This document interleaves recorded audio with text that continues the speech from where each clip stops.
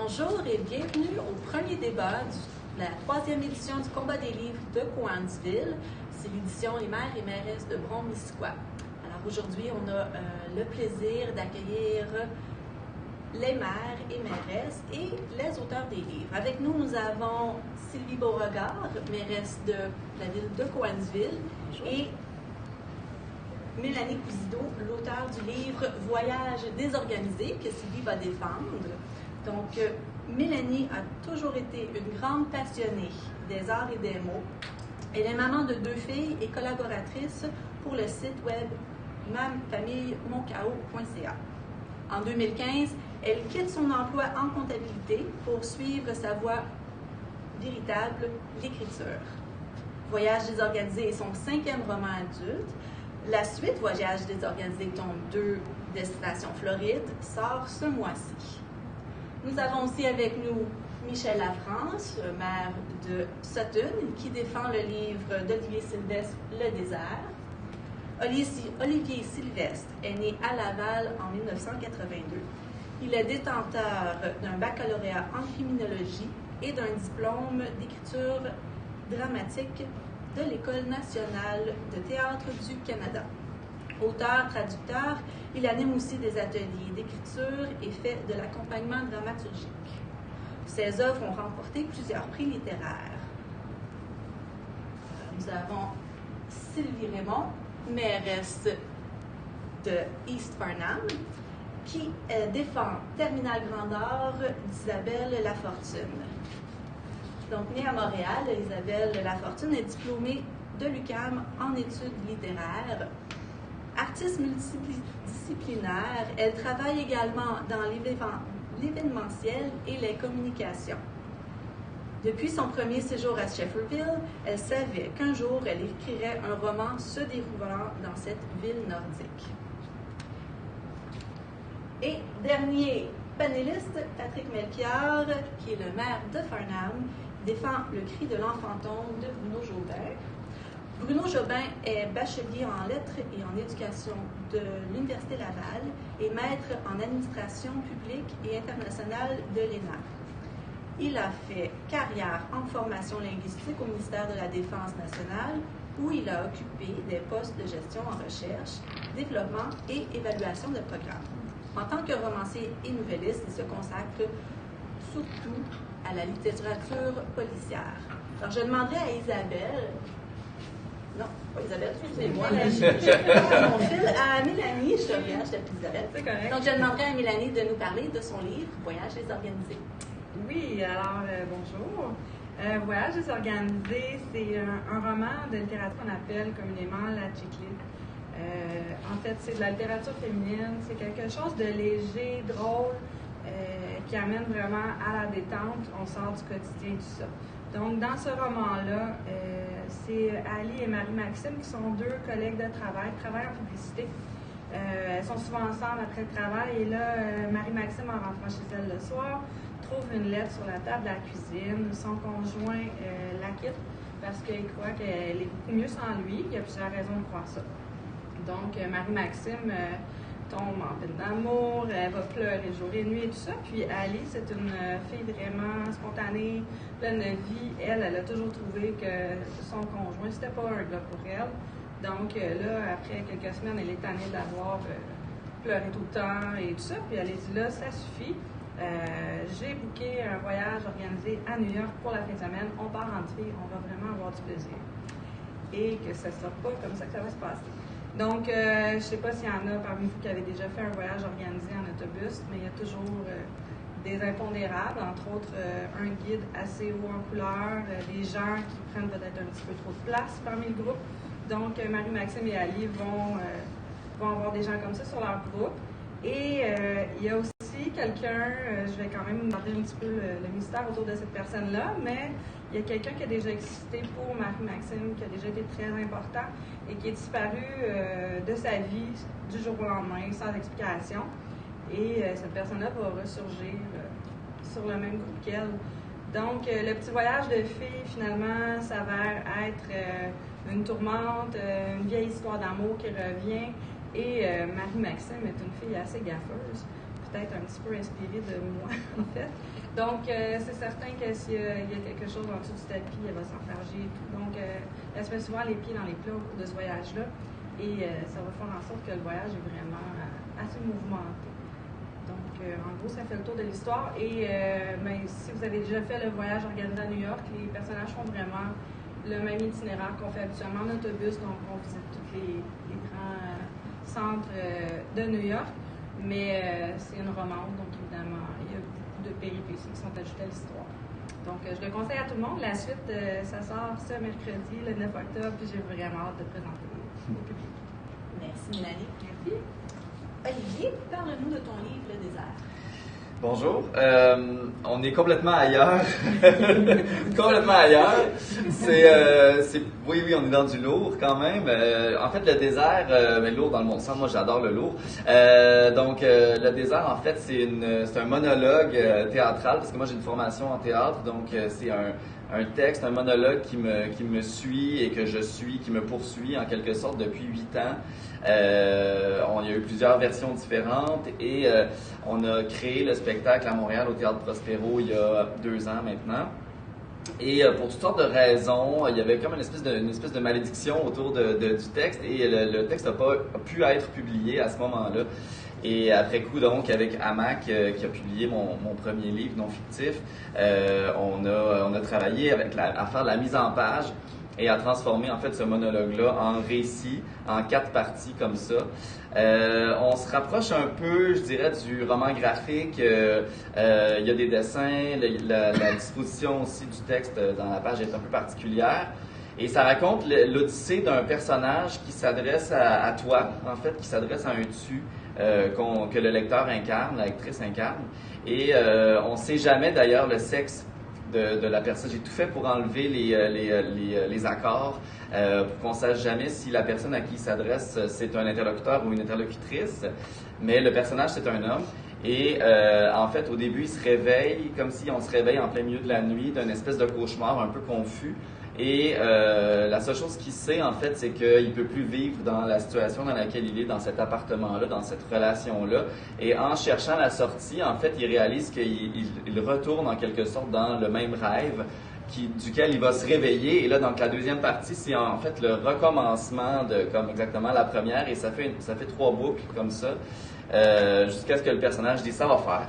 Puis là, il retourne dans un lieu de son passé où il va comme prendre des moyens extrêmes pour se sortir de cette situation-là ou pas. Et la 4e partie, je vous la laisse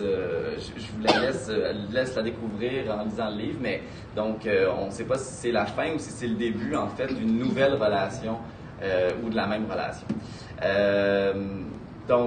Voilà, c'est un truc très personnel, c'est basé sur une fin de relation que j'ai vécue il y a presque 10 ans maintenant et qui m'avait beaucoup marqué. Puis en fait, ça pose la question de qu'est-ce qu'on fait avec nos relations quand la passion, l'amour s'effrite.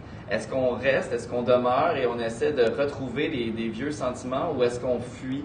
Et la fuite, qu'est-ce que ça nous coûte comme sacrifice? Quel est le sacrifice de ça?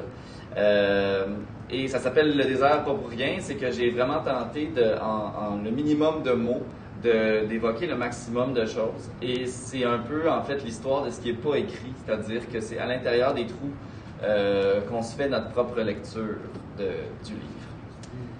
Je vais m'arrêter là. Merci Olivier. Isabelle, parle-nous de ton livre, Terminal Grandeur. Certainement. Bonjour tout le monde. Bonjour aux auditeurs de Facebook.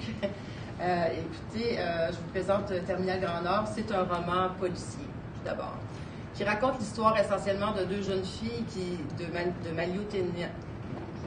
Maliotenam à cette île, qu'on retrouve assassinées à Shefferville. Il faut savoir en partant que cette île est à 12 heures de train de Shefferville et qu'on ne peut s'y rendre en voiture. C'est impossible. Alors, il faut prendre l'avion ou le train. Donc, on retrouve ces 2 jeunes filles-là assassinées à Shefferville. Alors, on se demande pourquoi. Et évidemment, l'enquête est un peu complexe parce que, justement, on a affaire avec des communautés des Premières Nations et tout ça. Donc, il y a des tensions qui grondent avec la police, la SQ et tout ça. Donc, on dépêche le meilleur enquêteur, celui qui est le plus empathique et tout ça. à Shefferville pour régler la situation. Il sera accompagné de son bon ami écrivain Giovanni, qui a déjà passé du temps, lui, à Shefferville et qui connaît la place, qui connaît les gens et tout ça, et qui va devenir un adjuvant d'Émile, dans le sens où il va l'aider peut-être à rencontrer des gens ou à comprendre comment ça se passe et tout ça. Donc voilà, et il y a aussi... en fait, j'ai construit mon roman un petit peu comme un arbre, là, dans le sens qu'il y a l'histoire de l'assassinat, le meurtre qu'il faut régler. Ensuite, il y a l'histoire de Giovanni, son histoire ancienne qu'on va connaître un petit peu à travers des flashbacks qui vont nous apparaître. Et puis, il y a les compagnies minières et tout ça, le développement du territoire et tout ça, et les petites guerres qui peuvent se passer avec la politique et tout ça. Donc, ça crée quasiment comme une espèce de cartographie, finalement, qui fait en sorte qu'on s'y mêle, mais on s'y retrouve. Faites-vous-en pas, je tiens les gens par la main et puis on se retrouvera à la fin. Mais donc, ça brosse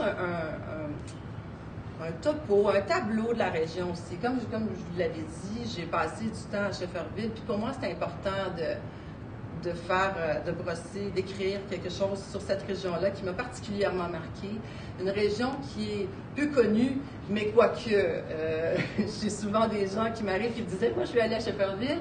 Donc, c'est le fun parce qu'on peut en discuter et puis c'est vraiment intéressant de voir la perception des gens qui sont déjà allés à Shefferville et aussi de voir la perception de ceux qui n'y ont jamais mis les pieds, qui ne savent pas que ça existe, Shefferville. Donc, je pense que ça peut permettre, par exemple, de se retrouver, comme vous avez retrouvé des trucs de Shefferville et d'autres des gens qui ne connaissaient pas la région, de la connaître. Mais moi, c'était vraiment quelque chose qui était profondément ancré chez moi. J'avais besoin de décrire cette région-là parce que, comme je l'ai dit, c'était très fort, ce sentiment-là, parce que quand je suis arrivée, moi, j'avais 18 ans la première fois que j'ai mis les pieds à Shefferville, et puis je n'étais pas sortie vraiment de Montréal, donc je connaissais pas le Nord, encore moins Shefferville, et puis j'ai eu un choc culturel, disons-le, parce que c'est, ne serait-ce que juste les lieux, on arrive, puis on a l'impression d'être enfermé au beau milieu de nulle part, parce qu'on peut plus s'enfuir. Un coup qu'on a fait 14 heures de train là, pour se rendre à Shefferville, on peut plus sortir de là, à moins d'être bien riche, de prendre un avion privé. Mais donc, c'est comme une espèce...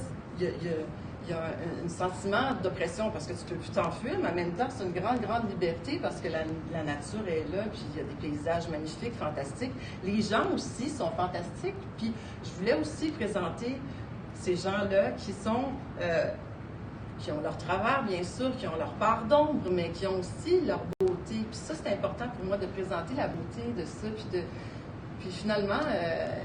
j'espère qu'en lisant mon livre, les gens vont avoir le goût d'aller visiter Shefferville. En fait, c'est un peu un guide touristique. Grosso modo, ça ressemble à ça. Merci Isabelle. Bruno, parle-nous de ton livre, Le cri de l'enfant tendre. D'abord, merci à vous et à la ville de Pointe-Vue de m'avoir invité pour un combat. Je ne sais pas si ce sera sanglant. Contrairement à mes collègues, je ne vais pas vous raconter l'histoire. En fait. Oui, on doit parler à Facebook, n'est-ce pas? Alors, je vais vous présenter d'abord ce petit oiseau qu'on voit sur la couverture de ce livre et aussi sur votre blouse, et presque sur les yeux. Alors, qu'est-ce que c'est? En fait, si c'était un enfant, ce serait un enfantôme. En fait, il ne crie pas, il ne chante pas, il ne vole plus, il n'est même pas en cage, parce qu'il est lui-même sa propre cage. Et c'est dans ce sens-là que je ne vais pas vous raconter son histoire, mais vous parler un peu de ce que c'est et ce que c'est pas le livre que j'ai écrit. Alors, pour ce faire, je me suis aidé de quelques notes, étant donné que c'est toujours un petit peu énervant. Alors, oui, c'est ça, c'est l'incroyable histoire d'un homme qui est hanté par le fantôme de l'enfant qu'il porte en lui comme une malédiction. Le mot, je l'ai emprunté à Régent Ducharme dans le livre Les Enfantômes, en raison notamment du thème central de ses œuvres, qui est le paradis perdu de l'enfance. Alors, c'est un peu l'alibi qui sert à mon personnage de héros, qui n'est pas vraiment un héros. D'où vient l'idée d'écrire ce livre? Ben, je dirais, ce livre-là, ça vient de l'idée que pour le rêveur, il n'y a pas de différence entre le rêve et la réalité, comme c'est pour notre inconscient. Ce qui se passe en rêve, c'est la réalité. Quant au rêve, on n'a aucun contrôle sur les événements, l'environnement, les personnes présentes, les sentiments qu'on éprouve. En état de rêve, on quitte le monde réel avec son bagage de vécu, on se retrouve ailleurs, autrement. Parfois dans des situations qui sont embarrassantes, inimaginables, dangereuses, délirantes. Et c'est ce qui arrive au héros narrateur et ce qui peut arriver aussi au lecteur ou à la lectrice qui s'y laisse prendre. Est-ce que c'est autobiographique? Ce n'est pas autobiographique, mais il est écrit au jeune narrateur, dans ce sens que plutôt qu'au il ou au elle, comme on le fait généralement, et comme je l'ai fait dans cet autre de mes romans. Je pense que quand on se substitue au personnage, comme auteur, on peut davantage ressentir notre héros, ce qui peut favoriser un rapprochement non seulement avec lui, mais aussi avec le lecteur. Enfin, c'est une espèce de pari que je me suis fait avec moi-même.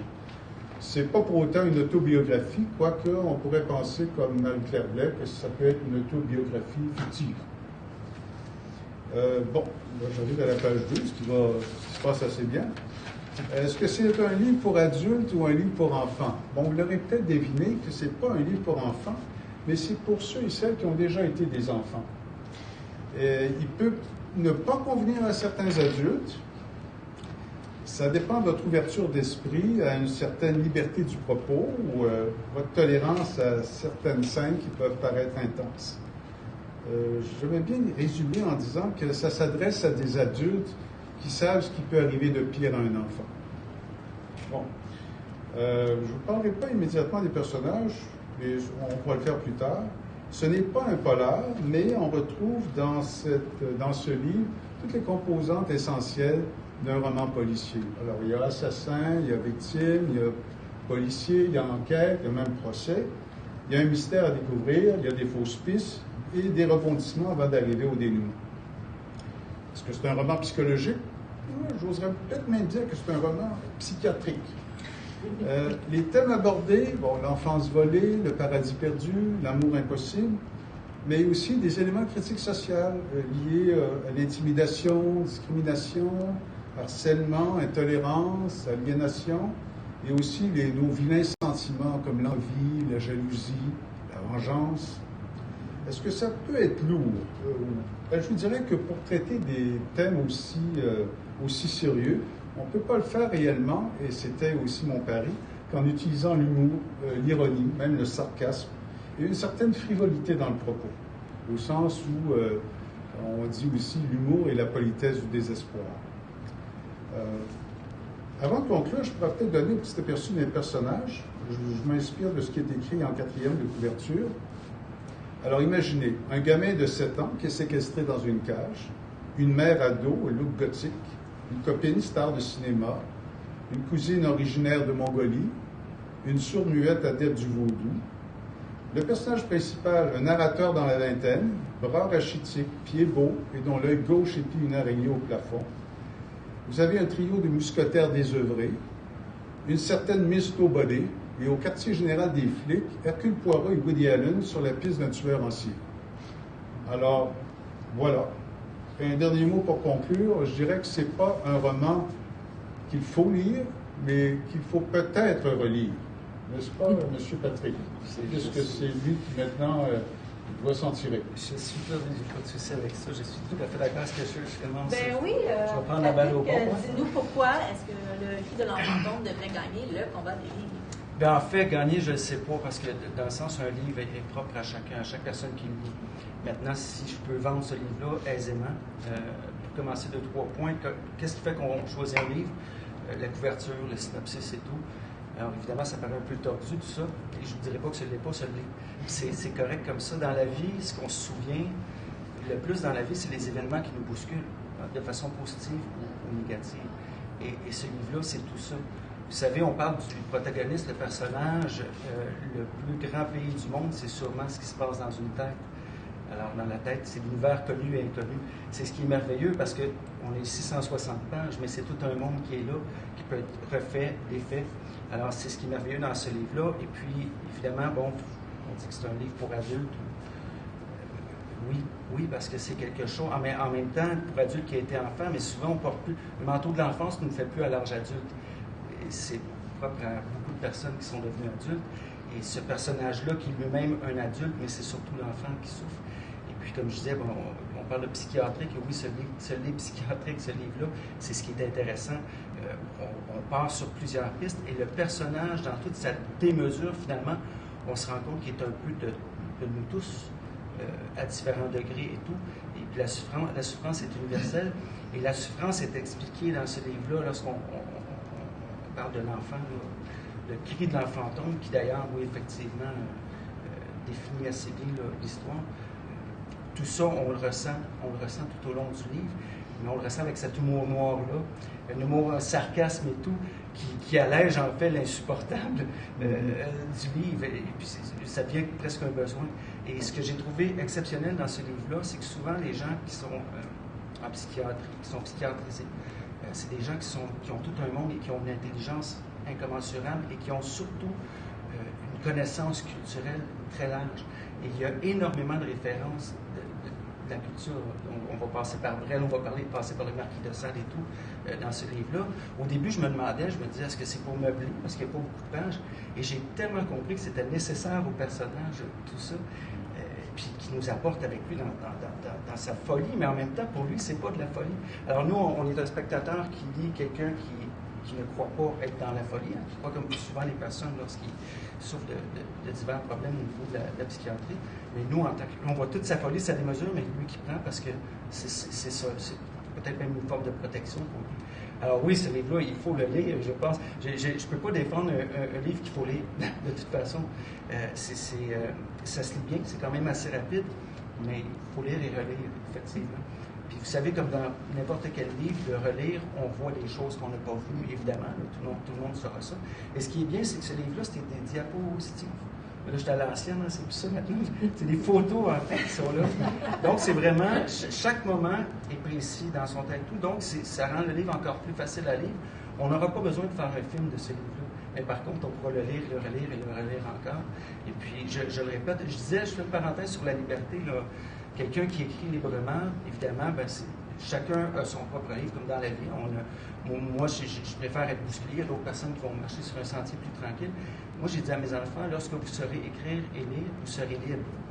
Alors, c'est ça aussi, lorsqu'on a cette liberté-là de pouvoir lire, mais il faut comprendre la liberté de l'auteur aussi qui l'écrit. Donc, c'est deux libertés qui se rencontrent et il doit y avoir un respect mutuel de ces libertés-là. Et je pourrais vous en parler longtemps encore. Je ne veux pas vous raconter l'histoire, on en parlera plus loin, mais il y a beaucoup de références qui sont très, très fortes. Et moi, je suis un gars d'image aussi dans la vie.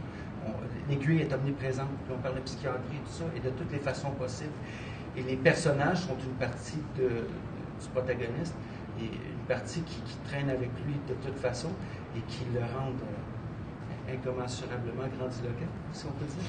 Bref, c'est ça. Je pense que c'est 3 minutes, je pense que je suis rendu là. Alors oui, il faut le lire! Il faut le lire!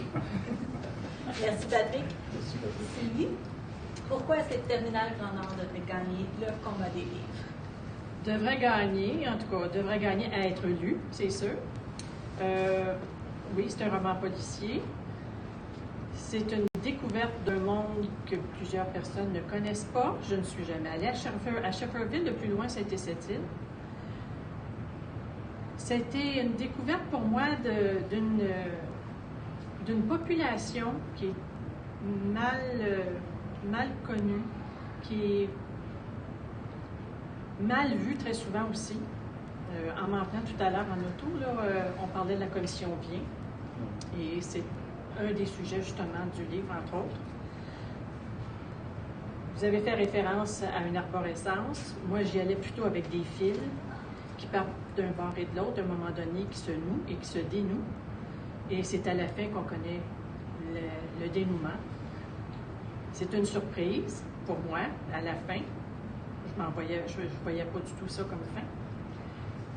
Mais c'est de connaître aussi une société qui est mal, mais une société à cet endroit, mais je pense que notre société est mal un peu partout, parce que ça recoupe bien des choses qui se vivent aujourd'hui partout sur le territoire du Québec, du Canada et du monde d'après-moi. Alors, c'est pour moi important de faire connaître ces choses-là en le lisant.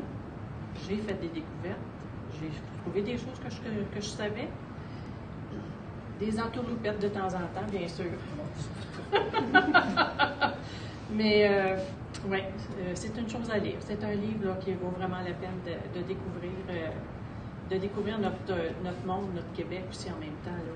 Les paysages. Oui, on est enfermé à Shefferville, là, comme vous dites, mais c'est la grandeur. Là. Tout ce qu'on peut découvrir alentour, la vie, la nature. Et le Québec est fait de nature énormément. On est chanceux ici aussi en région d'avoir cette nature-là. Alors oui, moi je dis que c'est à moi à gagner. C'est quand même des courts chapitres aussi. Tout à fait. J'ai construit ça comme un film au départ. Oui. On suit ça heure par heure dans la journée pour en arriver à... Oui, c'est ça. Puis il y avait cette structure-là, justement, de courts chapitres pour créer une dynamique. Puis à la fin, bien, en fait, il va y avoir un film, un vrai film. Là.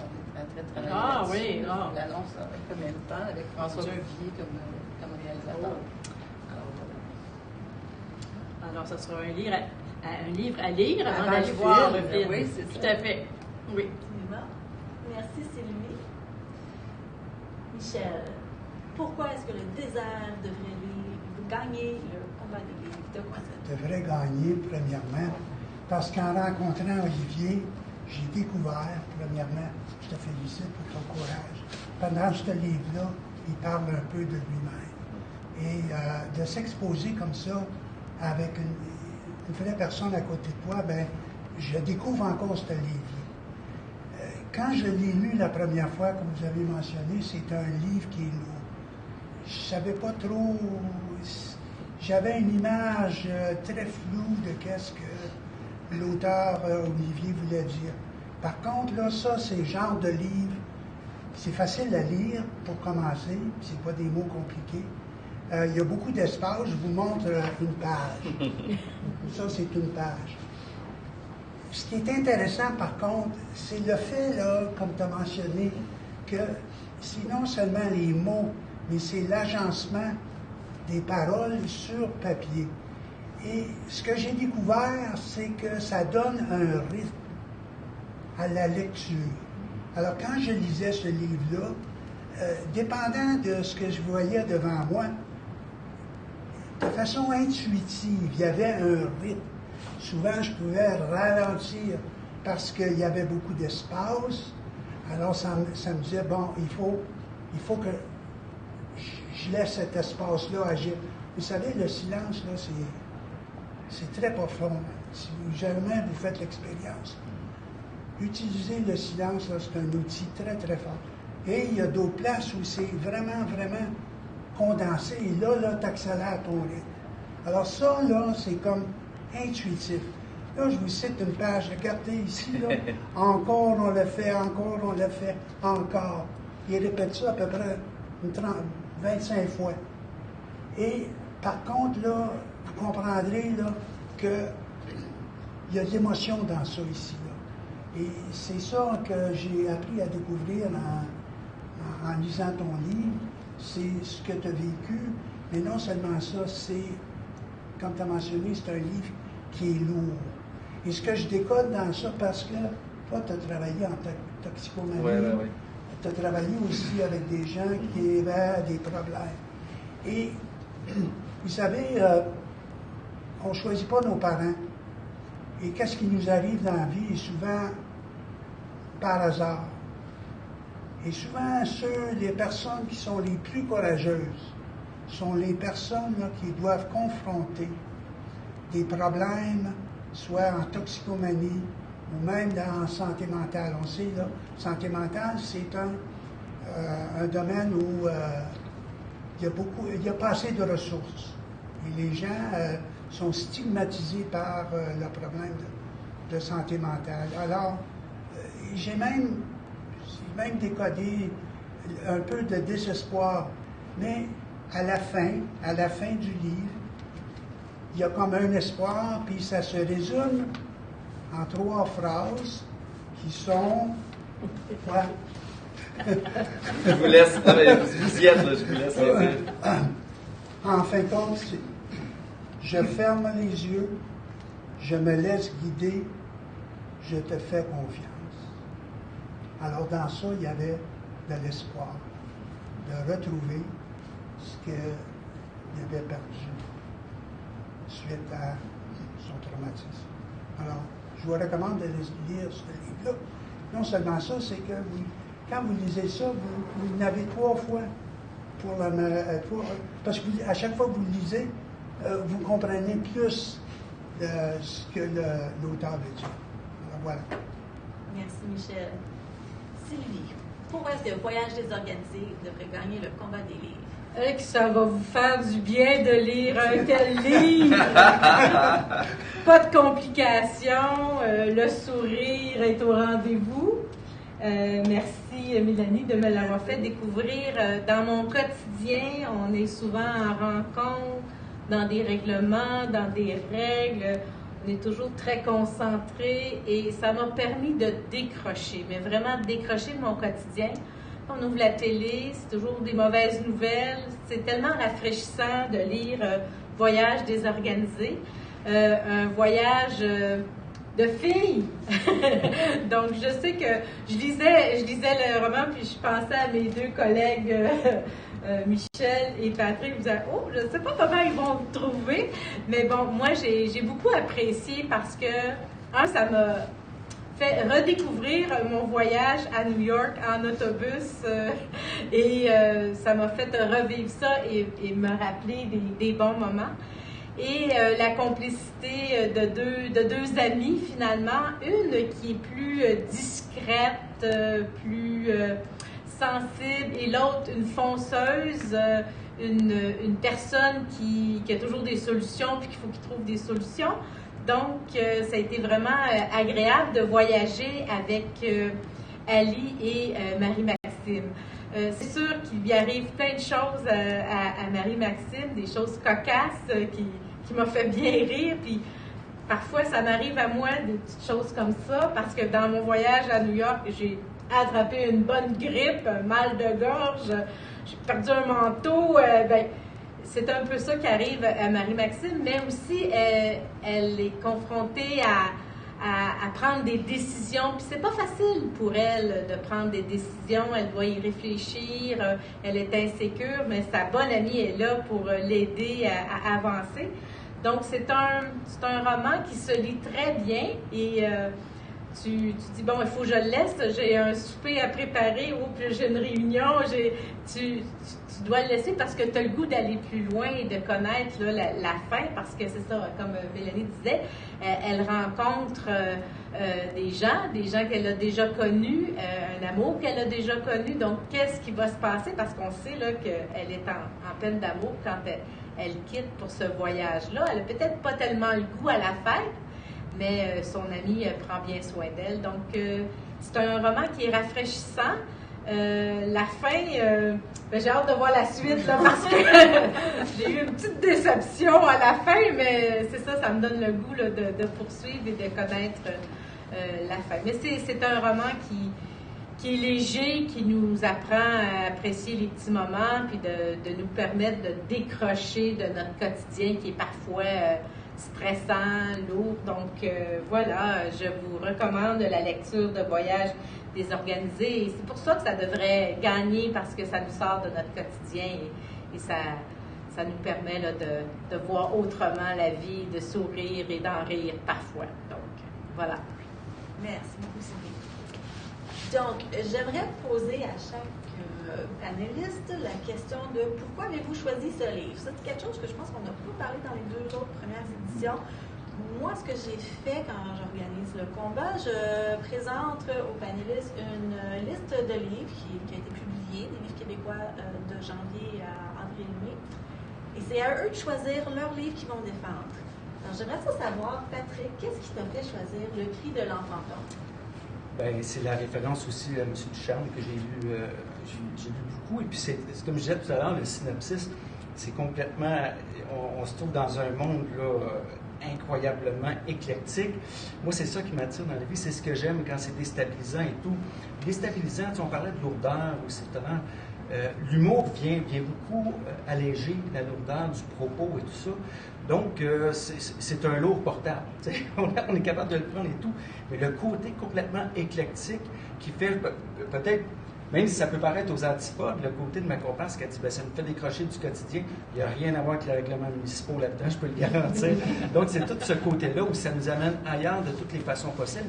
Et comme je dis, c'est peut-être de mettre une loupe aussi sur tout ce qu'on peut avoir comme lubie, comme folie en dedans de nous. Tu sais, tout le monde a un petit stock à quelque part, ou tout le monde a un petit... Des fois, on pense des affaires, on dit c'est donc bien fou cette affaire-là, puis on ne le dira pas, tu sais, tu comprends? Mais lui, il se permet de le dire et de le vivre de toute façon.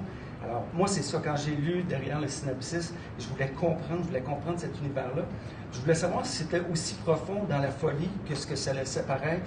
Et oui, c'est aussi profond dans la folie, mais il y a quelque chose de très, très léger en même temps, avec l'humour et tout.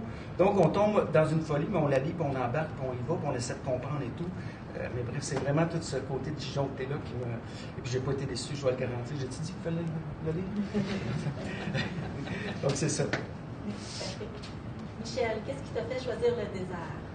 Bien, le désert, parce que moi, j'ai beaucoup travaillé dans l'Arctique, donc l'Arctique, c'est un désert. J'aime les grands espaces, j'aime où on ne voit pas l'horizon, où on voit l'horizon, puis il n'y a rien, il n'y a pas... Et aussi, ça c'est dans l'Arctique, mais aussi en Inde, il y a un désert qui s'appelle le désert de Thar, qui n'est pas loin des frontières du Pakistan, où j'ai passé une nuit à coucher là. Quand je m'ai... À ce moment, j'avais l'impression que quelqu'un me regardait. Puis quand je m'ai penché comme ça, il y avait une vache qui me regardait. On voit une vache à l'envers dans le désert le soir. C'était hallucinant. Mais en fin de compte, c'est le titre qui m'a captivé. Mais je ne savais pas là, dans quoi je m'embarquais. Oui, c'est une forme de désert, mais c'est un grand trajet parce que il faut le lire dans un élan, n'est-ce pas? Il faut traverser ce livre-là comme si on traverserait un désert. Il faut le lire plus vite. Sylvie Raymond, je vais utiliser vos noms de famille, on a 2 Sylvie. Oui, avec Sylvie 1, Sylvie 2. On dit souvent Sylvie R, Sylvie B aussi. À la MRC, c'est nous. Bon. Donc, alors, pourquoi j'ai choisi ça? J'aime à lire des choses qui sont très souvent actuelles, historiques. Dedans, on a pas, c'est un roman policier, mais il n'y a pas seulement une histoire. Il y a plusieurs histoires. Des histoires de famille, des histoires de corruption, des histoires d'isolement. Alors, pour moi, ça me touche énormément, ça vient me chercher énormément. Je suis une personne qui adore lire, je lis beaucoup, à peu près n'importe quoi, mais à peu près n'importe quoi. Pas de tout, mais pas mal tout. Et ça venait vraiment là, me toucher, à savoir, bon, Shefferville, oui, c'est loin de chez nous. Shefferville sont isolés. La réalité des gens qui vivent là, ceux qui sont allés travailler là, sont allés travailler pour gagner de l'argent, gagner des sous, d'autres pour quasiment fuir la réalité qu'ils vivaient ailleurs. La réalité des gens de la place, les Inuits, quand ils ont eu à faire face à tout ce développement-là, comment ça s'est passé, comment ça se passe encore aujourd'hui. Alors, c'est ça qui est venu me chercher et qui, je trouve qu'il est important de connaître aussi parce que c'est une réalité d'aujourd'hui encore. C'est pourquoi j'ai fait le choix de ce livre. merci. Et Sylvie? Et je pense que ce qui m'a attirée en premier, ça a été voyage. Probablement, j'étais dans une période où j'avais besoin de m'évader un peu ou prendre un petit repos. C'était ça qui a attiré en premier. Puis comme je le mentionnais tantôt, attiré par quelque chose de plus léger, quelque chose de me divertir, plus que de me casser la tête, essayer de trouver puis de comprendre et tout ça. Donc, c'était plus dans ce cadre-là. Et puis, il y a une petite histoire d'amour, donc toujours intéressant là, de pouvoir aussi trouver l'intrigue dans ce roman. Donc, c'est surtout pour me divertir que j'ai choisi ce roman. Ah bon, ben ça tombe bien, ça m'approche au prochain point. Je voulais parler du fait qu'un livre soit agréable à lire. Est-ce que c'est important pour vous? Parce qu'on s'entend, il y a différents niveaux de romans ici présents aujourd'hui. On a le chicklet, là, qui est, moi, ce que j'appelle du livre bonbon. C'est fun, ça divertit. Là, on tombe dans le polar qui est souvent un peu plus lourd. Et les deux autres livres qui aussi... sont très légers. Sont très légers, oui. Ils apportent pas nécessairement écrit lourd, mais qui parlent d'un sujet qui sont très lourds. Alors, mais que j'ai quand même adoré lire. Alors, qu'est-ce que pour vous, qu'est-ce qui fait que, est-ce que c'est important que ce soit agréable ou on passe au travers, puis c'est vraiment le contenu, c'est la forme? Qu'est-ce que vous aimez quand vous lisez? Puis comment ça se rapporte avec celui que vous avez choisi, puis le livre que vous défendez aujourd'hui? Y a-t-il quelqu'un qui veut se lancer? Michel? Ce que j'ai aimé du livre d'Olivier, c'est un peu de la poésie. Hein. Alors, il y a des thèmes là, qui reviennent, des phrases qui reviennent. C'est pour ça que tu dois le lire plus qu'une fois. Mais c'est comme poétique. Mais c'est pas, ça rime pas là, selon la méthode traditionnelle. Là. Mais dans ça, il y a de la poésie, le choix des mots, les phrases. Il y a comme un rythme qui est... puis ce qui est impressionnant, c'est que ça me venait naturellement. C'est sûr que j'aime un peu la poésie, là, parce qu'il y a beaucoup d'émotions dans la poésie, mais dans ça, là, je retrouvais un rythme, je retrouvais de la poésie. C'est ça qui est plaisant à lire le livre d'Olivier. Je rajouterais, moi, le côté, on veut souvent associer agréable à facile. On veut souvent associer agréable à léger, mais c'est pas ça agréable. Quand on regarde un film, là, on va regarder un drame, on va regarder un film romantique, on va regarder un film qui va être plus à science-fiction, mais c'est un peu ça, les livres aussi. Je pense que le côté agréable, c'est surtout ce que ça nous fait vivre. Puis souvent, ça peut faire vivre des émotions qui sont plus fortes, comme de la colère, parce que j'ai ressenti de la colère contre certains personnages dans le livre et tout ça, mais c'était quand même agréable. C'est le but, tu sais. Il faut vivre, disait Reggiani, mais c'est ça, vivre aussi, c'est vivre par notion de catharsis, tu sais, de vivre à travers tout ça. Donc, oui, ça rend la chose agréable. Il y a des sujets qui peuvent être plus lourds dans le livre, mais le livre, comme je le disais tout à l'heure, en tout cas, je vais parler de ce livre-là ici, mais c'est tout un monde. On est dans la tête de quelqu'un, donc je dis, c'est l'univers connu et inconnu. Dans une personne entière, on n'est jamais toute une chose.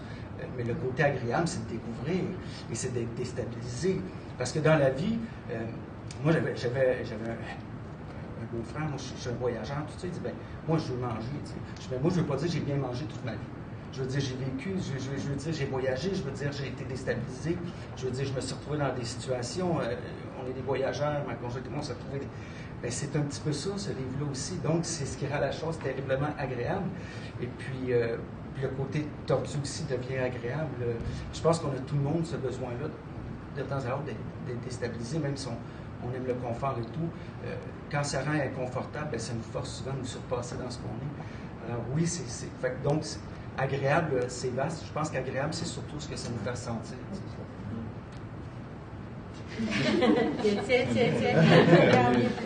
Mais je pense que le choix d'un livre, ben, on a, oui, un goût d'avoir des choses plus légères. Des fois, les aventures policières, c'est pas quelque chose que je déteste, au contraire. J'ai aimé aussi lire ce type de roman. Mais je pense que ça dépend dans la période où tu l'as choisi, comment tu te sens, qu'est-ce que tu as le goût de vivre, qu'est-ce que tu as le goût de découvrir. Donc, je pense que c'est un petit peu ça. Autant, c'est ça, comme tu disais, Patrick, prendre plaisir à lire, ça dépend du moment présent. Donc, je crois que pour quand on veut se divertir, c'est un voyage désorganisé. Quand on veut plus aller dans des intrigues, c'est autre chose, mais c'est ça. Alors, le choix dépend beaucoup du moment présent. Et puis, voilà. Moi, je dirais pour terminer là, que si on a choisi quelque chose en général, on pense que ça va être agréable. C'est agréable. Tout est agréable à lire. Et comme Sylvie disait, dépendamment de l'état d'esprit dans lequel on est, pour le moment de le lire. Je suis certaine que tous ces livres qui sont ici aujourd'hui pour le débat, ce sont des livres qui ont été agréables pour tous à lire. Alors, selon chacun nos besoins, chacune de nos façons de voir la vie fait que, au fur et à mesure de ce qu'on lit, on retrouve ce qu'on a besoin aussi, qui nous rejoint. Merci Sylvie.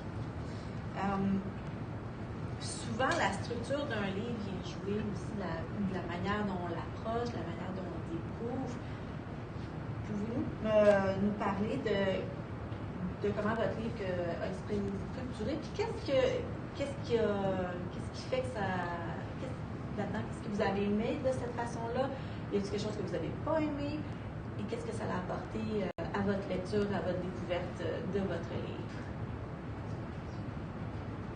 En tout cas, comme Isabelle disait, son arborescence, moi, ça a été des fils. C'est des fils conducteurs de chaque petite histoire qui se trouve dans le livre, qui se rejoignent à un moment donné, qui se séparent, qui reviennent. À un moment donné, il y a un nœud, et ce nœud se défait là tranquillement. C'est cette structure-là que j'ai aimée, et le fait qu'on la suit d'heure en heure, de journée en journée, tranquillement, pour avancer à la finale. J'aimerais juste rajouter quelque chose. Oui. Parce que dans le livre, moi j'ai structuré ça, comme je disais, en petits chapitres courts, des allers-retours dans le temps, mais il y a deux narrateurs. En fait, il y a le narrateur Giovanni, qui est l'écrivain. Alors lui, on voit les choses à partir de son œil à lui. Et ensuite, on voit aussi, il y a un narrateur omniscient, là, celui qui regarde au-dessus de la mêlée. Donc, c'est comme deux points de vue différents. Puis pour moi, ça me permettait aussi d'exprimer là-dedans, de pouvoir rentrer de façon différente dans l'intrigue et puis d'ajouter un petit peu, comme j'appelle, une espèce de petite poudre de ma vision du monde aussi. Parce que dans le fond, il y a quelque chose, quand on écrit, là, je pense que les auteurs qui sont ici, là, c'est la même chose. Il y a quand même, on essaie de donner quelque chose de notre vision du monde au-dessus de l'histoire qu'on raconte, parce qu'il y a l'histoire qui est agréable, mais aussi, c'est ça, le point de vue, là, ça, pour moi, c'est important là, dans la structure. Je suis désolée. Alors, ce que j'ai aimé du livre, c'est qu'il n'y a rien de traditionnel dans ce livre-là. Les illustrations, là, c'est tous en noir. Il y a des ombrages. C'est comme la réflexion de la personne qui parle par monologue. Donc, à chaque fois que je regardais les images, je faisais des associations. Il y a 4 chapitres, hein, comme les saisons. Et puis, je pouvais voir, là, comme ici, là, ça représente un peu... je trouve un peu le désespoir. Et puis, il y a aussi, je faisais de l'association avec les idées noires qu'on peut avoir quand on vit des moments traumatiques dans notre vie. Donc, c'est ça que j'ai aimé avec l'agencement du livre. Et c'est un livre qui est facile à lire, puis qui a un rythme, et puis en plus de ça, qui est très poétique dans l'expression de l'auteur. Et la structure, en fait, c'est une structure qui est comme en boucle, c'est-à-dire que chaque partie est un peu autonome, c'est-à-dire qu'on prend le personnage au moment où il se réveille dans la nuit, on le suit dans son espèce de parcours qui est comme, on se demande s'il est encore en train de rêver, s'il est en train un peu d'halluciner, puis tout ce qu'il sait, c'est « je peux plus rester ici », tu sais. Puis à chaque partie, c'est toujours un peu plus grave et un peu plus urgent. Et c'est aussi, le personnage parle uniquement à partir de son propre point de vue, c'est-à-dire que puis c'était un monologue théâtral à la base, donc il y a ça aussi, il n'y a pas de narrateur omniscient dans mon livre parce que il parle de son propre point de vue et même il présume de l'état ou du point de vue de son interlocuteur ou interlocutrice. Et donc, on présume, donc le narrateur, en fait, présume de son lecteur ou de sa lectrice, la personne qui va le recevoir ou pas. Et c'est intéressant parce que quand on l'a fait en théâtre, il y avait vraiment l'acteur qui s'adressait au public, mais là, il y a toujours un risque, parce que l'acteur, le personnage dit souvent « tu me réponds pas », il y a toujours un risque qu'un spectateur lui réponde, tandis que là, en livre, on peut pas, évidemment, puisqu'on est comme comme on est confronté à cette expérience-là de la solitude où en fait je veux bien te répondre mais je peux pas, tu sais, c'est impossible pour moi. Donc il y a quelque chose qui marchait encore plus finalement quand on l'a mis en livre de cette manière-là, je trouvais.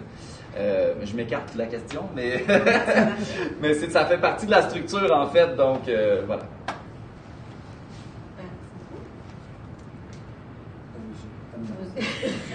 Bien, c'est quand même une histoire qui est racontée ces 3 jours, mais c'est facile à suivre. J'ai pas eu besoin de reculer pour dire où je suis rendue, non, ça se lit bien comme roman. L'écriture aussi, là, c'est pas en trop petit, donc c'est facile à suivre l'histoire. Alors, je sais pas si tu veux... Mais peut-être le fait que la narration est au jeu. Tantôt, on parlait, le fait d'écrire au jeu, ça nous permet vraiment de mettre une partie de nous dans notre histoire. Chaque histoire est toujours très, très proche. Bien, en fait, pour ma part, c'est souvent très près de ce que je vis. Donc, en mettant la narration au jeu, comme ça, on a vraiment l'impression de s'adresser au lecteur et seulement au lecteur. Donc, à l'inverse, peut-être que pour le lecteur, justement, il sent une certaine proximité avec la personne qui a écrit ce livre. Moi, ce qui me fascinait au début, c'est qu'on voyait quand même une maturité de l'auteur. Puis je m'explique, là, dans le sens où moi, je suis un lecteur, j'ai beaucoup lu et tout. Là, je retrouvais plein de choses. Je pouvais trouver des chroniques du plateau Mont-Royal, parce qu'il parle d'un monde plus interlope, ou de la comédie musicale Demain matin, Montréal matin. Un autre bout, je me disais, il y a un peu de Stephen King dans tout ça. Un autre bout, je voyais un autre type, comme je voyais du San Antonio, Frédéric Dard, là, avec ces 2 personnages qui sont... Là, ici, c'est Hercule Poirot ou Darwin, mais je voyais les 2 personnages des chroniques de San Antonio. Alors, je trouvais ça extraordinaire d'avoir tous ces types de références-là qui font un tout. Tu voyais qu'il y a un certain parcours qui a été fait. Je le disais tout à l'heure aussi, c'est vraiment en tableau. Donc, c'est intéressant parce qu'il y a un bout particulièrement dans le livre qui est assez dur. Et dans un tableau, tu peux dire, OK, là, je vais regarder le tableau, là, je vais aller prendre une marche, je vais revenir regarder l'autre après. Mais c'est ce qui rend la chose aussi facilitante dans la lecture de ce livre-là. Alors, en fait, toutes les références et tout ça, ça nous amène... Quelqu'un qui a moindrement lu aussi, ça nous amène plein d'images dans la tête de d'autres choses. Quelqu'un qui n'a pas lu, ça nous dit, OK, mais il me semble que ça me donne le goût de lire d'autres choses aussi. Donc, c'est la beauté de ce livre-là. Puis, c'est ça. Peut-être une chose que je peux rajouter sur tout à l'heure. Contrairement à ce que j'ai écrit par le passé, les romans policiers, je vois toujours ça comme un jeu d'échecs. Et en commençant à l'écrire, il faut savoir comment ça se termine. En tout cas, ça aide beaucoup. Ça nuit pas. Ça nuit pas. Moi, ça m'aurait nuit autrement. Mais en fait, j'ai toujours su. Ce qui fait que c'est comme écrire à l'envers. Et à ce moment-là, on retourne le gant à l'envers. Et là, on commence à donner de l'information. On sait qui a fait quoi et pour quelle raison. Mais on va donner ça au compte-gouttes. On va aller dans des fausses pistes. On va créer des rebondissements. On va nous amener ailleurs. Et là, dans ce roman-là, parce que j'en avais écrit plusieurs, je me suis dit, non, il faut que j'écrive autre chose. Alors, ça a pris du temps avant d'en arriver là, et je n'en ai écrit que la moitié pendant, je ne sais pas, peut-être plusieurs mois. Et là, je savais plus où j'allais, parce que je faisais confiance au personnage depuis le début. Je savais qu'il était dans sa tête, qu'il avait eu un traumatisme. Est-ce qu'il était le personnage de cet enfant de 7 ans qui était séquestré dans une cage il y a 14 ans, ou non? C'est lui ou c'est pas lui? Parce qu'il refuse de l'être, mais peut-être qu'il ne sait pas lui non plus. Il fait simplement s'associer à lui, comme moi, je m'associe au personnage en question. Alors là, ça a été comme une aventure. Alors j'ai pris beaucoup de plaisir, mais comme j'étais dans une espèce de marasme psychologique, si on peut dire, j'avais besoin de faire intervenir une 50aine d'autres personnes. Tu sais, ça va de je sais pas moi, de Bardot à Charles Trenet, en passant par, je sais pas moi, je me souviens pas, les noms sont écrits là, parce que je vais aller plus vite, je ne veux pas m'embêter dans tous ces personnages-là, mais c'est des références que je donne et qui, pour moi, m'aidaient à me consolider, à dire, je ne suis pas tout seul dans cette espèce de train d'enfer dans lequel je suis embarqué. Alors, ça rentre et ça sort. Et je me suis donné beaucoup de liberté de parole et d'action à l'intérieur de l'écriture.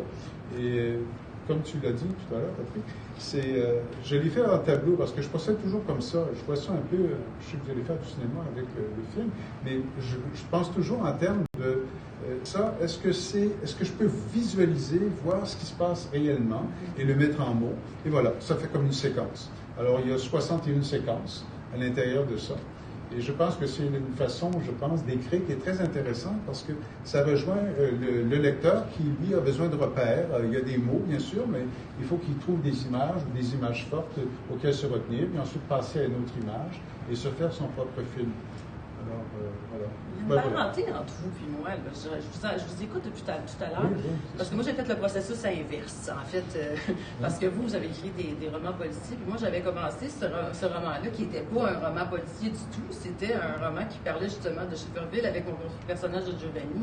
J'avais toute cette section-là avec les tenanciers d'hôtel et tout ça. Et puis, moi, mon auteur fétiche, c'est Régent Ducharme. Donc, on se rejoint là-dessus. Puis dans ma période, j'avais envie de parler du charme. Je me sentais bien forte là-dedans. Et puis, à un moment donné, je ne suis pas Régent Ducharme, mais là, je vais prendre mon gaz égal, comme on dit. Alors, je recule et puis j'ai laissé reposer ça pendant un certain temps. Et puis, à un moment donné, ça m'est apparu que je devais écrire un roman policier, là, comme une espèce d'illumination un soir. Je dis, bien oui, mais c'est ça mon histoire, alors je l'ai trouvé. Mais vous parlez de Sade, moi, c'est Machiavel, le mien, là, donc mon ami Machiavel. Alors, on se rejoint à quelque part. Il y a une parenté d'esprit. Et même que j'étais à Schefferville il y a 50 ans. Bon, voyez-vous, le aussi. Ça rejoint l'outre-mer. Oui, c'est ça. Vous faisiez quoi, là? J'étais sac au dos et je regardais la possibilité de faire un camp scout là-bas.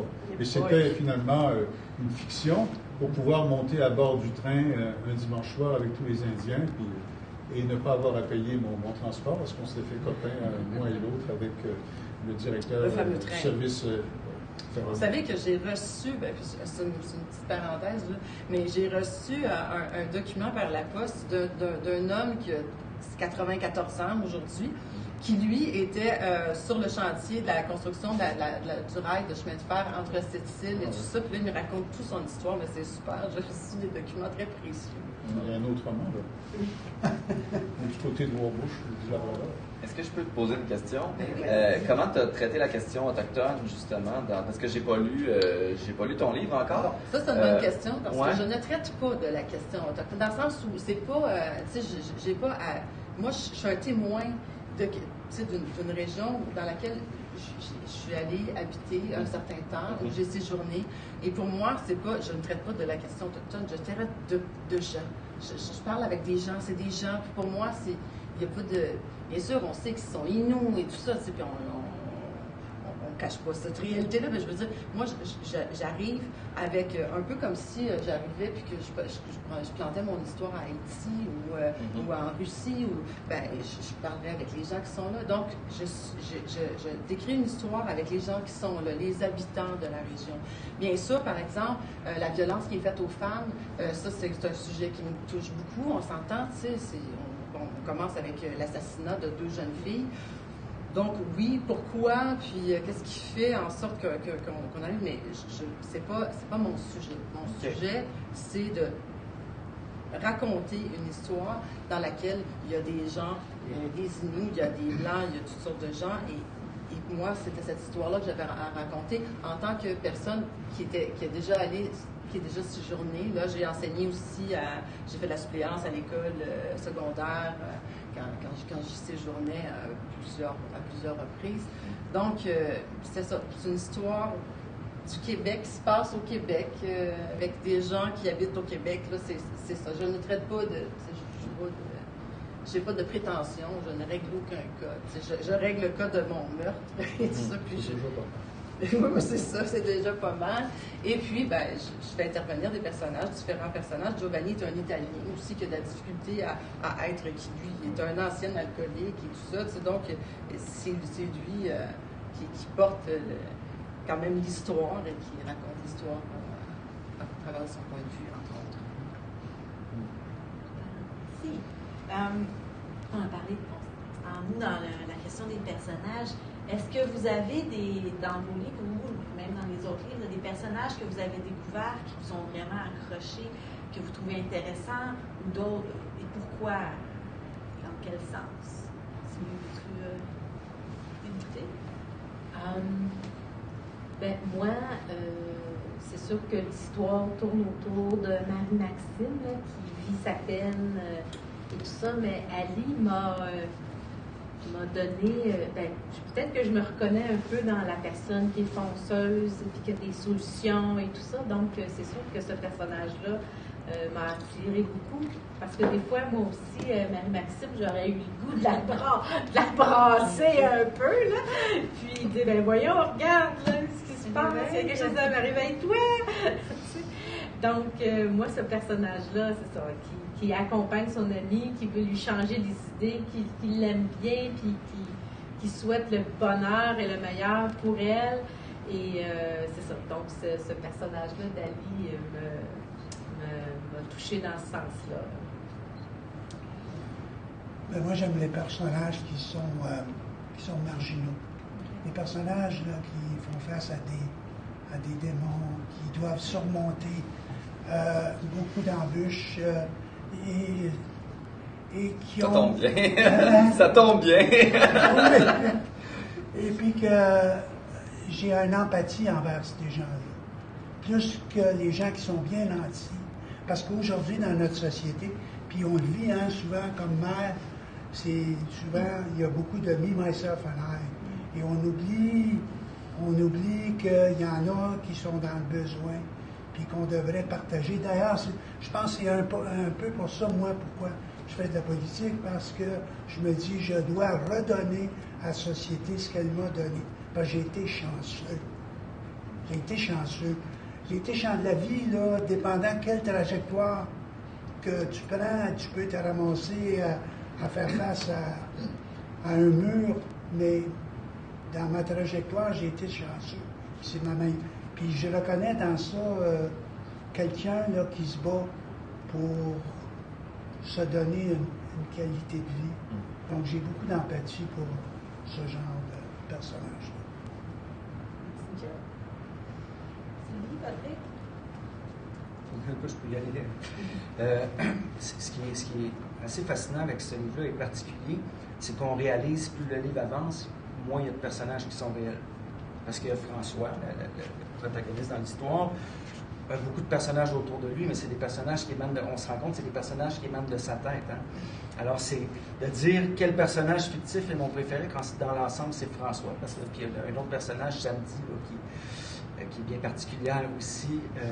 Puis bon, Françoise, qui est une personne qui je ne veux pas tout dévoiler peut-être, mais qui danse, qui fait du cabaret, tout ça. Donc, c'est l'ami d'enfance de François. Puis François l'a en adoration, parce que François se voit vraiment avec une jambe, il se voit tout croche et tout. Puis d'ailleurs, on a une référence kafkaïenne dans le livre qui est intéressante. Alors finalement, un personnage préféré, en fait, sont tous François, à part quelques personnages qu'on ne sait pas s'ils sont fictifs, les deux personnages qui ont fait beaucoup de tort à l'enfant fantôme, qui sont terribles, que je me réveille presque la nuit pour les détester encore aujourd'hui. Les Rossignols, les deux frères Rossignols. Puis ça, c'est un bout dans le livre qui est tellement dur, mais en même temps, tu dis, ça nous fait vivre quelque chose. Bref. Donc, si on a un personnage à choisir, ça devient un peu difficile. Dans le fictif, il y a des personnages que je trouve très attachants, mais ils sont tous reliés finalement à François. Alors, c'est le merveilleux de la chose, parce qu'on suit quelqu'un qui a de multiples personnages autour de lui qui nous font vivre toutes sortes d'affaires. Donc, le choix, oui, François, parce qu'ils viennent tout avec, dans le fond, finalement. Mais c'est ça. Alors, dans le livre, quand on commence, on pense que c'est Émile, le personnage. C'est un personnage. Mais, comme Isabelle l'a dit, c'est Giovanni qui chapeaute toute l'histoire. Et Sam qui vient réveiller Émile de penser et de voir les choses autrement dans la vie. Alors, pour moi, ça a été Sam. Puis je vais juste... Ah oui, voilà. Oui. Sam, c'est un personnage attachant, puis je vais rebondir là-dessus, parce que pour compléter ta question tout à l'heure, c'était important pour moi, par exemple, de mettre en scène des personnages unis auxquels on pouvait s'attacher. Tu sais, pour moi, Sam, là, c'était comme... C'était mon body, là. Tu sais, moi, j'irais prendre un verre avec lui, là, le soir. Tu sais, fait que c'était mon personnage idéal avec qui j'irais prendre un verre le soir. Puis, il y avait les parents des jeunes filles aussi, qui sont hyper résilients, qui sont... c'est des parents qui sont pour moi, l'image du parent idéal, les parents qui sont complètement dévastés par la mort de leur fille, on s'entend, mais qui ont aussi toute cette bonté, cette humanité à l'intérieur d'eux autres. Puis ça, c'est important pour moi de montrer ça, parce que je crois à ça, à cette spiritualité-là de nous, tu sais, qui permet d'être plus grand devant des événements qui sont absolument tragiques et horribles. Donc ça, c'est important pour moi de montrer ça. C'est de la bonté, puis c'est une beauté humaine. Parce que bien des fois, on ne la voit pas, cette beauté-là. Non, c'est ça. Puis je me couchais le soir avec eux autres dans le cœur. Tu sais, je me disais, oh, mon Dieu, tu sais, comme j'essayais vraiment d'être empathique à eux, parce qu'à un moment donné, les personnages, moi, je me couche avec eux autres, c'est peut-être un peu psychiatrique, hein. Moi, je couche avec eux autres. Je vous dis, mon chum, mon chum aime bien ça, mais... Ah oui, c'est ça. Ben, moi, je vous donne pas mon numéro de téléphone. Non, bon avion. En fait, j'en profite pour un peu terminer, parce que je suis à la veille de partir. J'ai gagné un prix à Saint-Pacôme, la Société du polar de Saint-Pacôme. Alors, j'ai 4 heures de route à faire, alors je devrais vous quitter dans 5 minutes environ. Alors, voilà, mais je félicite tout le monde pour... Félicitations à toi. Merci de m'avoir invité, vraiment. Alors, je vais aller m'asseoir là en attendant, puis je vais vous quitter dans 5 minutes. Merci. Merci. Félicitations. Alors là, j'aimerais donner l'occasion aux publics qui sont assis avec nous dans la salle, si vous avez des questions, ce serait soit aux auteurs, autant aux panélistes, si quelque chose vous a tricoté dans la tête, quelque chose qui est venu vous chercher, c'est le temps de poser vos questions. On peut prendre des questions sur Facebook. On n'est pas le setup pour ça, malheureusement, oui. Si on vous donnait la possibilité de rajouter un chapitre dans les romans que vous avez lus, d'intervenir, vous, en tant que lecteur, de dire « Ah, j'aurais aimé ça, qu'il se passe avoir quelque chose avant que les personnages me soient présentés, avoir quelque chose 6 mois après que les personnages me soient présentés, ou avoir une scène qui me manque au milieu du livre, que j'aurais voulu voir ça, qui ne nous est pas dit, que l'auteur nous dit que c'est arrivé, mais qui ne nous l'a pas montré. Qu'est-ce que vous auriez eu envie d'écrire, de rajouter dans cette histoire-là? Vu que ça finit avec l'espoir dans ce livre-ci, si j'avais ajouté un chapitre, ce serait comment le personnage s'intègre dans une société où il a été stigmatisé. Vous savez, un itinérant, là, quand on rencontre sur le trottoir, là, ben, c'est pas l'argent qui est important, lui. C'est le contact humain. Alors pour moi, là, ça serait la victoire.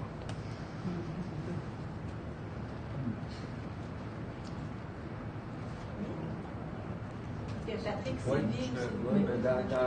je vais faire un parallèle. Le film Le Parrain 3. À la fin du film, il y a le personnage Corleone, sa fille se fait assassiner, elle est dans ses bras, il crie, on n'entend rien pendant un grand bout de temps. Le choix du réalisateur, il y avait un autre choix, il devait mourir plus tôt dans le film de façon plus glorifiante et tout ça, puis c'est pas arrivé, il finit, bon, il meurt tout seul, mais ce cri-là qu'il n'y a pas un son, puis qu'on entend à la fin quelque chose, c'est ça, ce livre-là aussi. Donc c'est un cri, ce livre-là, et puis je me vois mal rajouter sur un cri. Évidemment que, étant donné qu'il y a encore des choses qu'on s'imagine que ça peut être soit du fictif ou du réel, donc on n'est pas rassasié, mais c'est correct. C'est un cri qu'on a entendu, et c'est ça le merveilleux de la chose, quand ça nous laisse avec une interrogation. La fin, là, c'est souvent moins important que le chemin parcouru. Tu sais, lorsqu'on lit tout ça, puis ça, c'est tout un chemin, comme je le répète, on marche dans la tête de quelqu'un qui va pas bien en plus. Fait que je peux vous dire que les nids de poules, il y en a plus que dans nos villes. Ça, c'est garanti. mais tout ça pour dire que c'est un cri. Alors, on a entendu le cri, et puis, pareil, je fais une référence à ce film-là, j'aurais pas voulu voir plus que ce cri-là à la fin du film qui était ouf. Ben, c'est ça que moi, ça a fait un gros ouf. Alors non, j'ai bien entendu le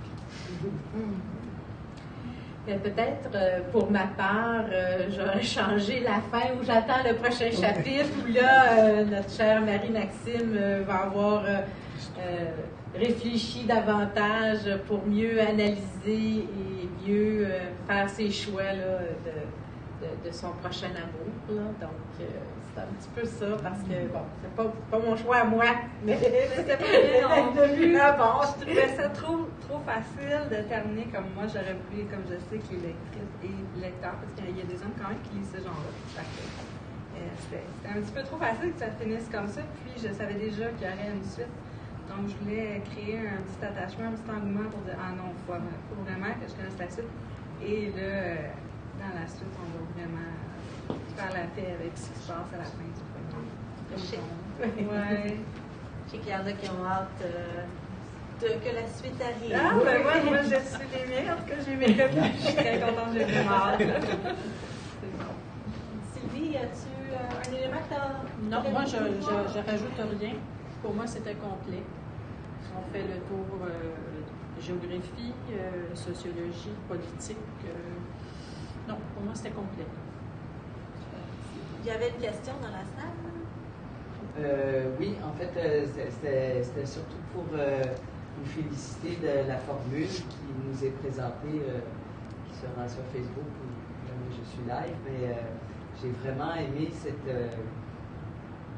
présentation de livre par un ou une lectrice, puis ensuite par l'auteur. C'était vraiment révélateur. Et puis, moi, j'avais lu Terminal Grand Nord aussi, que j'ai beaucoup aimé. Comme l'a dit à un moment donné Isabelle, elle disait « J'ai pas de personnage. » Comment elle disait ça? Ah oui, c'est toi qui demandais « As-tu fait une recherche sur les Inuits? » Tout ça, elle dit pas particulièrement. Puis c'est ça, justement, que j'ai trouvé enrichissant dans ce livre-là. Quand tu parlais de qu'est-ce qui est agréable quand on lit un livre, je trouve que c'est quand on dit « Je suis moins niaiseux », je vais me coucher moins niaiseux, là. Bon, mais je trouve que c'est ça que ça fait un livre, là, bon, t'es moins niaiseux, puis c'est ça, depuis le temps qu'on entend parler, les femmes disparues, puis ça, puis on voit ça en nouvelles, puis on se dit, bon, ok, c'est politique, mais comment femmes disparues, c'est quoi cette histoire-là de femmes disparues, puis là, on voit des femmes, là, puis on voit des parents, puis on voit des amis, puis on voit des cousines, puis on voit, tu sais, bon, ça. Puis aussi, ben là, moi j'ai vu, après ça, ce que j'ai trouvé intéressant, c'est comment vous avez choisi les livres dans une liste de livres. Comment on choisit un livre dans une liste de livres? En plus, vous ne voyez même pas la couverture, je suppose. Fait que, tu sais, c'est le résumé qui vous interpellait. En tout cas, moi, je trouve ça, tu sais, ça va être un mystère pour toujours et une joie mystérieuse, là, comment choisir un livre. J'ai vu Fellini avec votre livre. Ici, ben, j'ai vu justement une réalité que j'avais bien besoin de voir et moi aussi, j'ai grandi sur la Côte-Nord. Toi, ben, écoute, c'est ça, c'est comme... Effectivement, c'est les gens qu'on préfère, ceux qui passent à travers quelque chose de dur, puis qui sont passés à travers, finalement. Comment ça appartient à chacun. Puis, effectivement, le livre, comment changer les idées quand ça va pas bien, en allant d'autobus. En tout cas, moi, j'ai beaucoup aimé la formule. Je voulais vous remercier en tant que public pour ça. Merci beaucoup. Est-ce qu'on a une autre question? Parfait. Moi, je me demandais si vous, chers panélistes, vous avez des questions pour votre auteur. Y a-t-il des choses que vous vous avez posé une question, pourquoi il a écrit ça comme ça, ou n'importe quoi en fait là. Y a-t-il quelque chose que vous aimeriez savoir que le livre vous a pas donné? Mais c'est la chance là que vous avez là.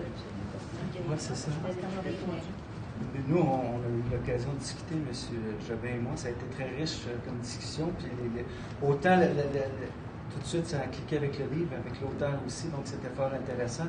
J'avais une question pour lui qui m'explique, puis je vais l'expliquer un peu. On parlait, tu sais, de pourquoi on écrit un livre, pourquoi aller dans tout ça. Et M. Jobin m'avait parlé d'une chose intéressante, c'est la quête de quelque chose, la quête de l'amour, parce que, évidemment, le personnage est complètement dans une folie, puis il y a une quête. lui, sa Françoise, c'est l'amour, qu'elle existe ou pas, qu'elle existe. Puis ça fait des années qu'il. Là, je ne vais pas dire trop de. Mais ça fait des années qu'il ne l'a pas vu et tout, elle n'existe plus, pour ainsi dire, mais la quête de l'amour est là. Alors, ce que je trouve intéressant, c'est qu'il n'y a pas de quête. Il y a pas. Tu sais, on voit une quête chevaleresque et tout, il n'y a rien de chevaleresque là-dedans. Mais la quête, elle est merveilleuse malgré tout. Donc, une personne qui souffre intérieurement puis on a parlé de la souffrance, de la crise d'enfantement et tout, mais il y a quand même une quête. Et c'est ce qui m'avait c'est l'angle que j'avais pas vu, tu sais. Je voyais ça au début, tu sais, bon, on voyait la folie qui est omniprésente et tout, en même temps l'humour, le sarcasme et tout, mais à travers tout ça, effectivement, qu'il y a une grande quête, peut-être égale au grand cri de cet enfant-tombe-là. Donc, c'est un angle que j'avais pas vu, puis la quête de l'amour, parce qu'on dit, malgré tout ce qu'il peut vivre, ça n'empêche pas que l'amour, on a tout le monde besoin d'amour, hein. Et besoin d'être aimé, mais aussi besoin d'aimer. Donc, c'est ce que j'ai bien aimé lorsqu'on a vu cet angle-là ensemble. Oui, c'est ça. On a une heure de confessionnal et on s'est même tutoyé. Ah oui, on est tombé sur la question. Non, je pense qu'on l'a fait. On est bien compris. J'ai beaucoup aimé la voir comme lecteur. Et ça, évidemment, je ne sais pas si vous avez vu ou non, mais puisqu'en plus, il a choisi le livre, et la façon dont il m'en a parlé, c'est pour ça que je me suis dit, je ne pourrais pas en parler mieux qu'il le fait. Parce que dans le fond, l'auteur, on écrit le livre, on est le livre, on n'a pas de distance. Même maintenant, j'ai une certaine distance face au livre.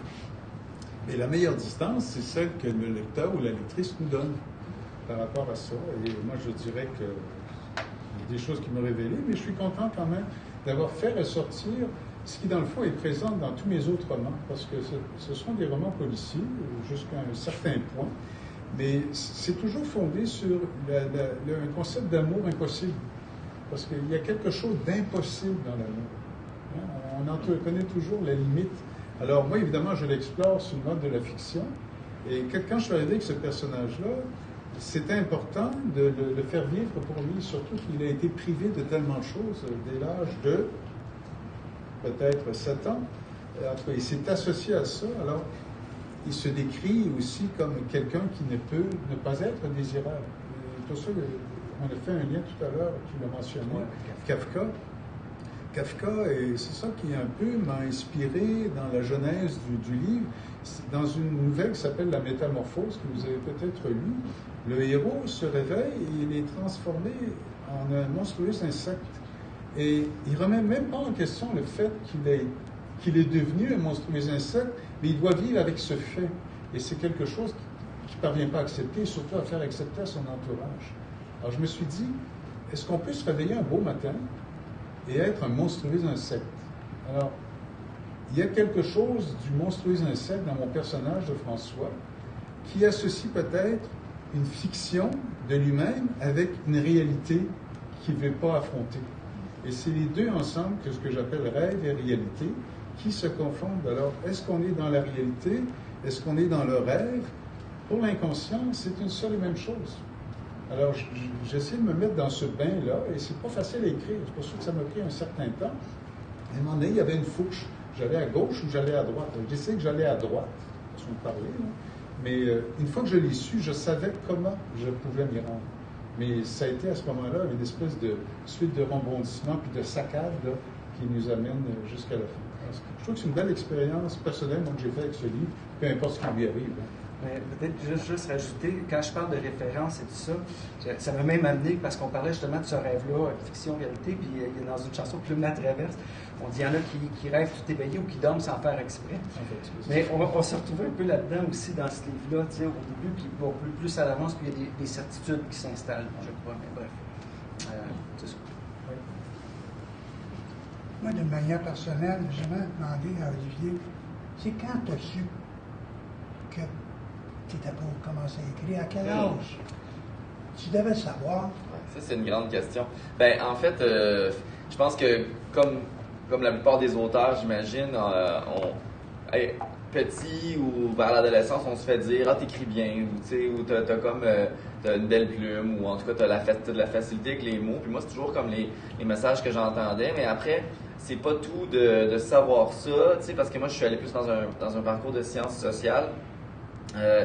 peut-être un peu pour fuir en quelque sorte cette espèce d'appel-là qui est un peu épeurant aussi, parce que on se dit comment je vais assumer ça, le fait d'écrire puis de plonger dans ces parce que c'est un vertige assez grand l'écriture et aussi la réalité d'être un auteur francophone au Québec.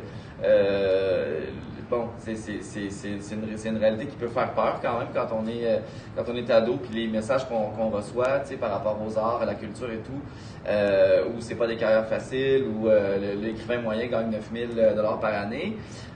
C'est des choses qu'on entend et que j'entendais puis qui m'ont beaucoup marqué à l'adolescence. Donc, je pense que le chemin, c'était plutôt d'assumer ça et d'y aller et de faire le choix, parce que j'ai fait des séances sociales, j'ai travaillé comme intervenant pendant presque 12 ans dans un centre pour toxicomanes, et ça a été plus le saut, ça a été plus le moment où je me dis, ben en fait, la vie m'amène dans tous ces projets-là d'écriture, de théâtre, et pour moi, c'est la même chose. Puis, je pense que c'est ce saut-là, c'est d'assumer ce statut-là, le statut d'auteur.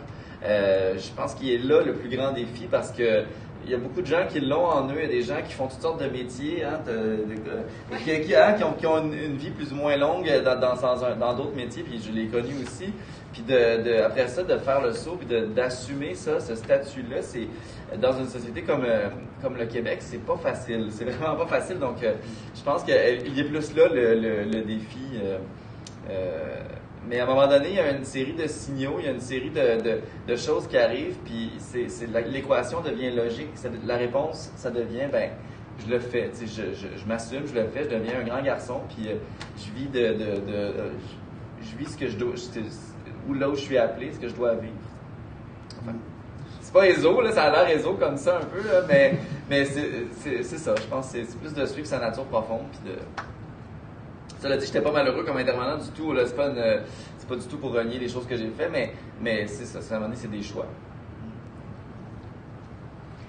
Moi, pourquoi avoir choisi New York et pourquoi Marie-Maxime est-elle malchanceuse par-dessus gaffe et mes aventures? En fait, le côté gaffard de Marie-Maxime me représente beaucoup. Moi, dans la vie, je parle d'abord, je réfléchis ensuite. Je suis vraiment une fille spontanée, donc souvent, je me mets les pieds dans les plats.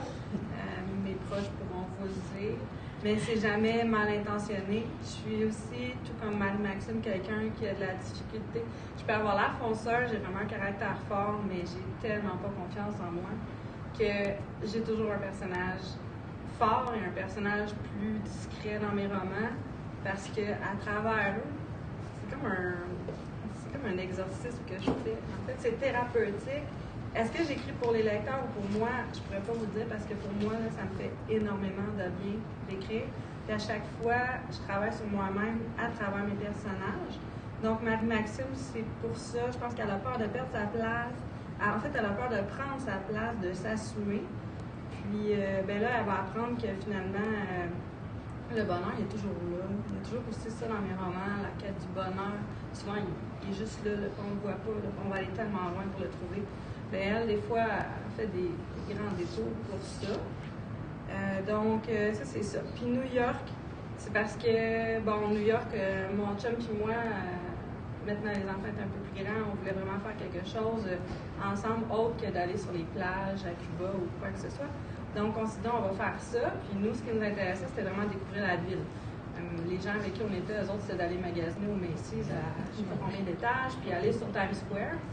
Endroit où moi, personnellement, j'ai tout fait. Les écrans, les gens, c'était juste trop. Moi, c'est pas ça que j'avais envie. Donc, nous, on courait les cathédrales. On allait voir vraiment tout ce qui était les structures qui étaient là. Et Ground Zero, je retournerai là encore et encore. Je ne sais pas si à travers la lecture, vous l'avez perçu, parce que j'ai vraiment mis un accent sur cet endroit-là. Mais Ground Zero, pour moi, j'en parle encore aujourd'hui, j'ai des frissons. On va là, puis c'est habité comme endroit. On sent qu'il y a des gens partout autour, même si on n'habite pas aux États-Unis. Moi, ça m'a grandement marqué. Je pense que tout le monde se rappelle ce qu'il faisait ce jour-là. On n'oubliera jamais. Et c'est ça, donc, New York, ça me permettait de parler de ça. et de la petite chapelle en face de Ground Zero qui j'oublie le nom, mais la toute petite chapelle qui, elle, a été protégée par le sycomore, qui est pas tombé, qui n'a pas écrasé la chapelle, puis c'était l'endroit vraiment où tous les secouristes allaient et tout ça. Puis on a passé là, mon copain puis moi, puis il n'y avait pas de mots. C'était vraiment, ça se vivait en silence et à l'intérieur de nous. Donc New York, c'est pour ça. Ceci dit, je suis vraiment à l'ailleurs parce que j'écris, c'est un peu humoristique, mais il y a quand même de la profondeur. Oui, c'est la légèreté parce qu'on ne reste pas dans le sombre, mais moi, j'aime m'entraîner vers le sombre pour remonter vers la lumière, pour trouver ce qui est drôle là-dedans, peut-être pour alléger tout ça, parce que oui, le sombre fait partie de la vie, puis ça donne rien de rester dedans ou de faire comme s'il n'était pas là. Donc, j'espère que ça répond à votre question. Sylvie, je m'excuse d'avoir posé la question après que... Non, mais elle a répondu à la question tout à l'heure, quand elle a fait... Est-ce que tu veux nous partager? Allusion là, par rapport à ta question pour les Autochtones, que pour elle, c'était pas le but de l'histoire, c'était les personnages, c'était de rencontrer des gens. Alors, c'était... oui, ça répondait à une interrogation de la part. Ok, merci.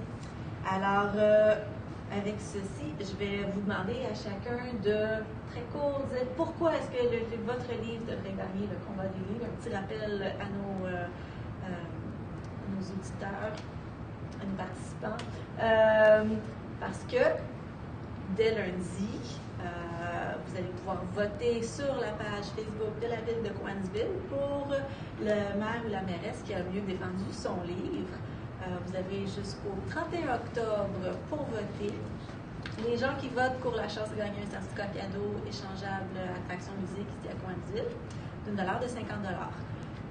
Le prochain débat, le débat final, va être le 2 novembre à 10h30 ici à la bibliothèque.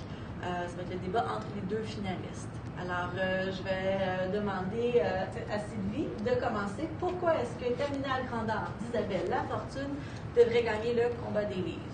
Alors, si on veut découvrir notre Québec, si on veut découvrir un endroit qui est tout à fait exceptionnel, une histoire à plusieurs fils qui se rattachent et se dénouent, je me répète, c'est à lire absolument et c'est pour ça qu'il va gagner. Merci. Patrick? Bien, pour ceux qui sont... J'ai 42 ans. Moi, j'ai regardé l'Histoire sans fin quand j'étais petit. Alors, c'était un livre, on rentrait dans... On ouvrait le livre, là, puis on tombait dans tout un monde. Je pense que de lire un livre, c'est de se compromettre aussi. Ce livre-là nous permet totalement de nous compromettre, d'arriver dans un monde qui est complètement... Tu sais, ça paraît lourd. Je sais que ça peut faire peur des fois, mais il y a plein de choses qui font peur dans la vie, puis que du coup, qu'on les... c'est comme un saut en parachute. Hein. Lorsqu'on le fait, je ne connais pas personne, en tout cas, qui ont fait du parachute, qui m'ont dit, finalement, non, on t'a dit, wow, c'était extraordinaire. Mais c'était un peu ce saut en parachute en criant, peut-être. Mais c'est ça qui est intéressant dans ce livre-là, c'est que ça nous rend, ça amène certains inconforts et tout, mais c'est ça qui est merveilleux dans la chose, dans la vie, tu sais, soit grand, soit petit, soit triste, soit heureux, mais soit. Alors ça nous permet de vivre quelque chose qui est quand même assez déstabilisant, mais au bout de la ligne, moi, je ne me suis pas forcé à le relire après, puis je voulais encore le relire et le relire. C'est un peu l'histoire sans fin. Bref, donc il faut absolument lire ce livre-là nécessairement. Donc. Merci. Michel? Bien, ce livre-là nous ramène à l'humanité. On vit dans un monde tellement dur, on est tellement dur, soit envers notre prochain ou envers même nos enfants, nos attentes sont très élevées. Et ce livre-là démontre qu'il y a une fragilité humaine. Et puis il y a du courage dans ce livre-là. Donc je pense qu'aujourd'hui, on a besoin de s'humaniser plus, et ce livre-là va vous permettre de le faire. Merci Michel. Sylvie?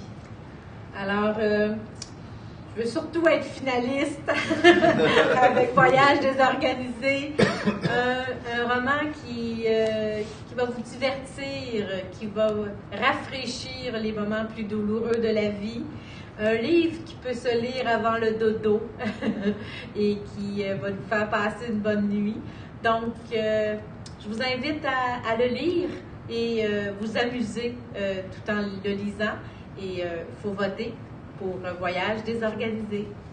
Merci Sylvie. Merci à Bruno, Olivier et Mélanie Denis, d'être présent avec nous. Et merci à vous. Merci beaucoup.